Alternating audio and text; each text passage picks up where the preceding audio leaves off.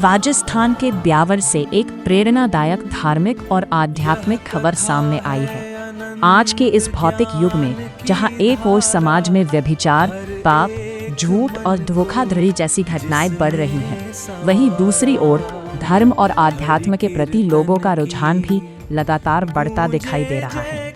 इसी का एक जीवंत उदाहरण बनी ब्यावर की गृहिणी श्रीमती बीना पांडे।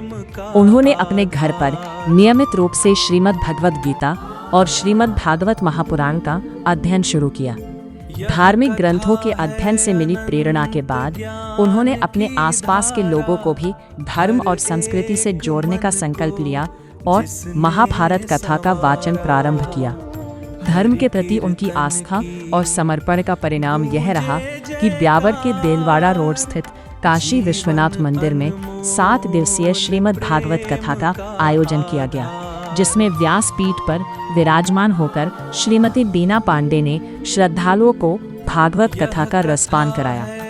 लीलाओं का रसपान और आध्यात्मिक जागरण। 7 दिनों तक चली इस कथा में भगवान श्री कृष्ण की लीलाओं, भक्ति, वैराग्य, धर्म, सत्य और मानव जीवन के कल्याणकारी संदेशों का विस्तार से वर्णन किया गया। कथा के दौरान बड़ी संख्या में श्रद्धालु उपस्थित रहे और भक्ति भाव में डूबकर कथा श्रवण किया। मंगलवार 2 जून को विधिवत पूजा अर्चना, पूर्णाहुति और प्रसाद वितरण के साथ 7 दिवसीय श्रीमद् भागवत कथा का भव्य समापन हुआ। श्रद्धालुओं ने इस आयोजन को आध्यात्मिक ऊर्जा और धार्मिक जागरण का अद्भुत माध्यम बताया।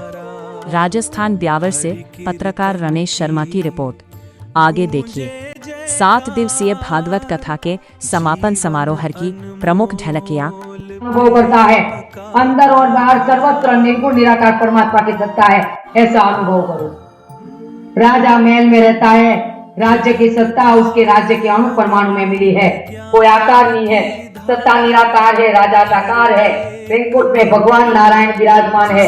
जगत में भगवान की सत्ता है, सत्ता आपको दिखती नहीं है। सत्ता का बुद्धि से अनुभव किया जाए।